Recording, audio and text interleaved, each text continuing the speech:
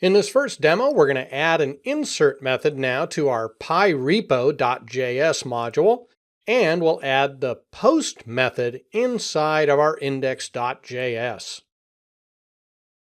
Let's add the insert method here below our search. And this insert method, if we take a look at this one, we pass in the new data being a Py object. We first read our Py file, so we get all of the data. We then parse that data on line 56, so we have our Py's array. We then push this new object onto the Py's array. Now we use the file system to do a write file, and we're going to write to that same file name our json.stringify version of our Py's array. So that puts it back into the file, and we either reject or resolve based on that file data going back correctly. Now, I'm just using a simple file right now. Eventually, you'll want to use a real database system to store this data.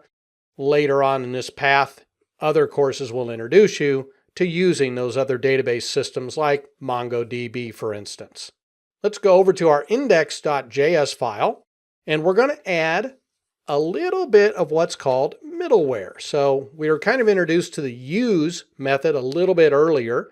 Now we're going to do an app.use, and we're going to use an express.json.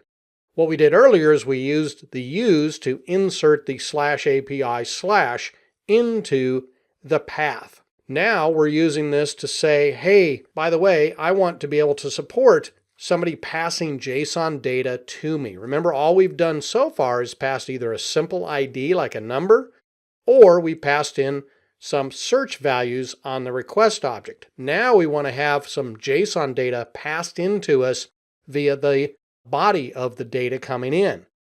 So now what we're going to do, now that we have this ability to support JSON data passing, let's go down here to the bottom. And let's add now a post. So here you can see a post as a simple / for the first parameter, our typical function declaration next. And now I do a pyrepo.insert. And what do I pass in? Request.body. Because remember, we were saying that we're going to put into the body of our request coming in the PyData object. So we're going to get it from the request.body. And in the function, as long as everything succeeds, we're going to return a status of 201. A 201 is what you should return from a post.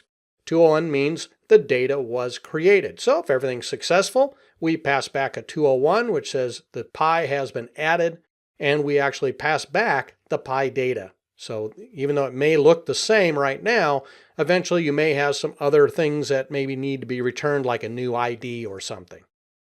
So there's our simple insert. Let's go ahead and save this. And now, if we've done everything correctly, we should be able to go back to Postman.